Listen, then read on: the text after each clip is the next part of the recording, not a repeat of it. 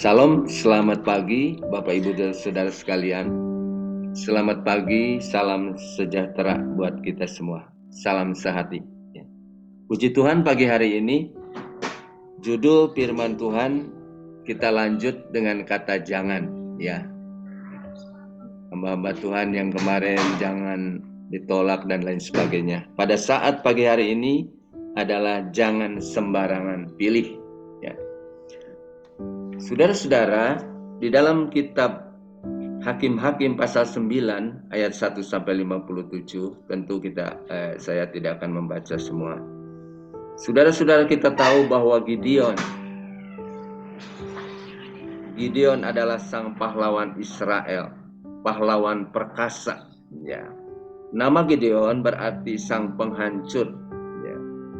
Pasal ini berisikan catatan keadaan orang-orang Israel setelah Gideon mati, ya, di mana putranya yang bernama Abimelekh mengangkat diri menjadi raja dan membunuh anak-anak Gideon lainnya. Pemerintahannya tidak lama, cuma hanya 3 tahun saja. Abimelekh memerintah hanya 3 tahun saja di Sihem, ya, setelah kematian bapaknya yaitu Gideon. Ya, di dalam kitab Hakim-Hakim pasal 9 ayat 1 sampai 6 saya bacakan. Adapun Abimelekh bin Yerubbaal pergi ke Sikem kepada saudara-saudara ibunya dan berkata kepada mereka dan kepada seluruh kaum dari pihak keluarga ibunya, "Tolong katakanlah kepada seluruh warga kota Sikem, manakah yang lebih baik bagimu? 70 orang memerintah kamu, yaitu semua anak Yerubbaal atau Gideon, atau 1 orang? Dan ingat juga bahwa aku darah dagingku." Ya, ayat 3. Lalu saudara-saudara ibunya mengatakan hal ihwalnya kepada seluruh warga kota Sikem. Maka condonglah hati orang-orang itu untuk mengikuti Abimelekh, sebab kata mereka, memang ia saudara kita. Ayat 4. Sesudah itu mereka memberikan kepadanya 70 uang perak dari kuil Baal Berit. Lalu Abimelekh memberi perak itu sebagai upah kepada petualang-petualang dan orang-orang nekat supaya mengikuti dia. Ia pergi ke seluruh ayahnya di Orpa, lalu membunuh saudara-saudaranya, anak-anak Yerubbaal, 70 orang di atas 1 batu. Tetapi Yotam, anak bungsu Yerubbaal, tinggal hidup karena ia menyembunyikan diri. Artinya lolos, tidak turut terbunuh. Ya. Ayat 6. Kemudian berkumpullah seluruh warga kota Sikem dan seluruh Bet Milo. Mereka pergi menobatkan Abimelekh menjadi raja dekat pohon tarbantin di tugu peringatan di Sikem. Nah, saudara-saudara, di dalam Hakim-Hakim pasal 8 ayat 30 sampai 31, Gideon mempunyai 70 orang anak laki-laki. Semuanya adalah anak kandungnya, sebab ia beristri banyak. Juga gundiknya yang tinggal di Sikem melahirkan seorang anak laki-laki baginya, lalu ia memberikan nama Abimelekh kepada anak itu, yang kemudian membunuh 70 saudaranya. Gideon memiliki kemampuan di medan pertempuran dan berhasil, ya. Tetapi Gideon tidak memiliki kemampuan di dalam rumah tangganya. Oleh karena itu pagi hari ini ada 3 hal yang saya akan bahas. Saudara-saudara, yang pertama, Abimelekh membunuh saudara-saudaranya 70 orang di atas 1 batu. Memang tragedi besar terjadi di dalam keluarga Gideon atau Yerubbaal. Ini semua, saudara-saudara, disebabkan oleh karena poligami, ya. Di dalam surat 1 Timotius pasal 3 ayat 5, di dalam perikopnya syarat-syarat bagi penilik jemaat, ya. Di sini benarkah perkataan ini? Orang yang menghendaki jabatan penilik jemaat menginginkan pekerjaan yang indah. Karena itu penilik jemaat haruslah seorang tak bercacat, suami dari 1 istri, dapat menahan diri, bijaksana, sopan, suka memberi tumpangan, cakap mengajar orang. Bukan peminum, bukan pemarah, melainkan peramah, pendamai, bukan hamba uang. Seorang kepala keluarga yang baik disegani dan dihormati oleh anak-anaknya.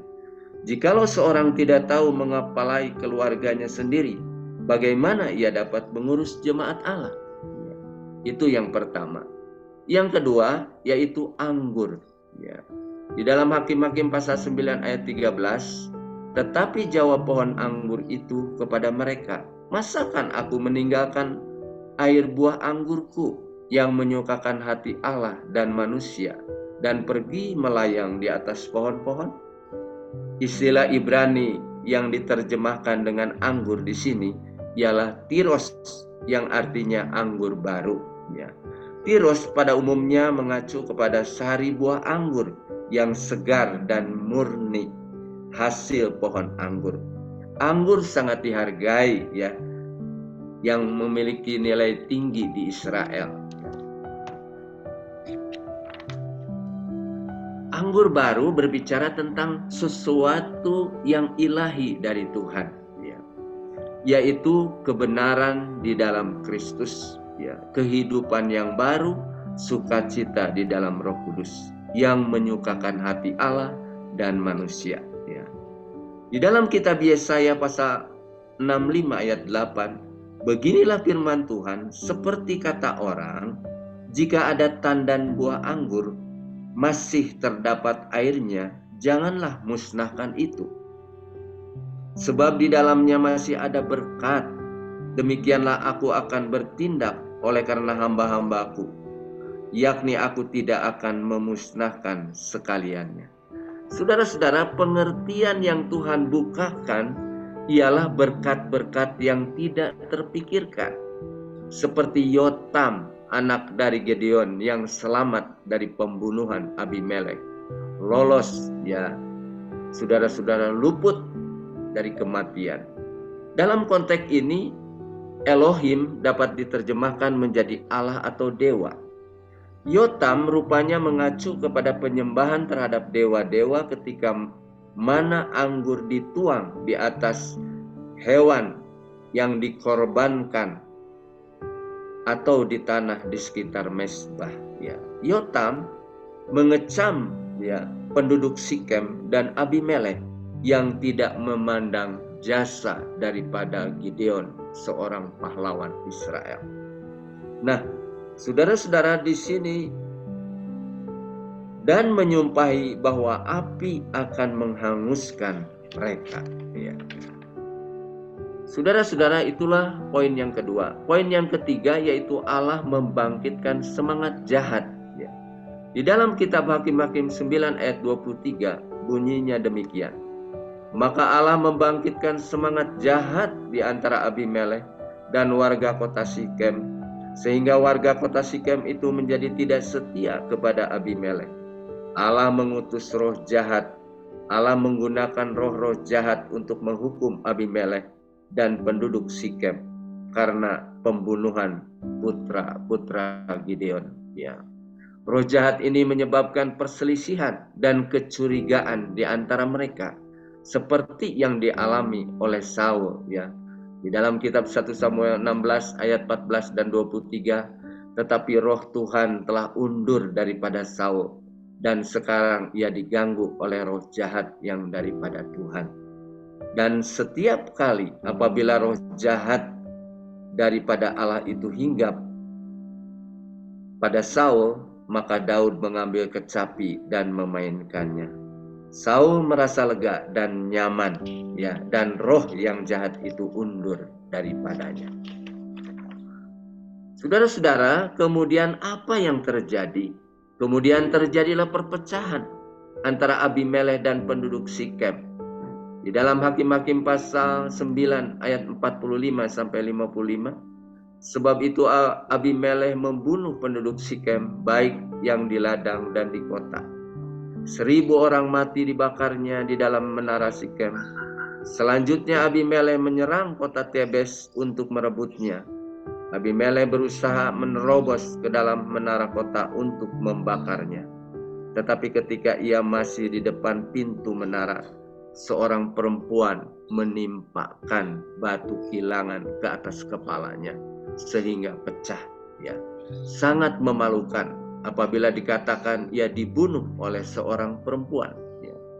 Abimelekh menyuruh bujangnya pembawa senjatanya untuk menghabisi nyawanya dengan sebilah pedang.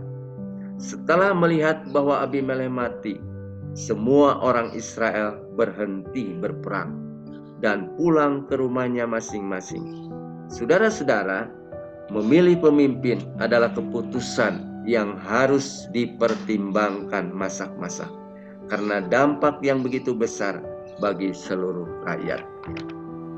Saudara-saudara, kalau kita salah pilih, ya konsekuensinya merugikan ya rakyat itu sendiri. Nah, di sini pertanyaannya, apakah orang yang tega membunuh ke-70 saudaranya layak menjadi raja?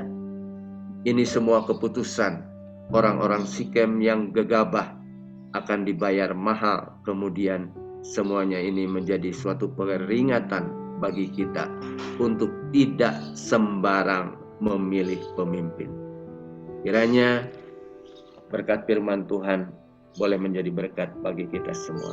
Tuhan memberkati. Amin.